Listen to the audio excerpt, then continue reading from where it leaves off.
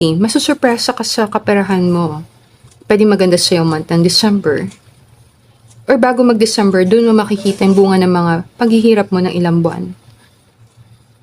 Mataas siya sa mga taong nag-umpisa ng negosyo, or nag-umpisa ng isang project, or yung mga tao na nagdo-double job. More ito, parang may kakaiba kang ginagawa.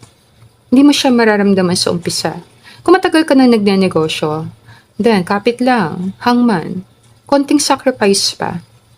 So matagal ka nang nagnenegosyo, then possible, makita mo na talaga yung rewards, yung financial rewards sa taon na to. Nauna yung sacrifice Kung makakaalam kung nagbigay ka na ng sacrifice para sa big money. Pero kung naibigay mo na yung mga sacrifices na nagpapatuloy ka pa sa ginagawa mo ngayon, then i-claim mo bago magsarado ang taon, ma-reward ka financially. Law of the universe yan Makakompensate tayo sa value na ibinigay natin.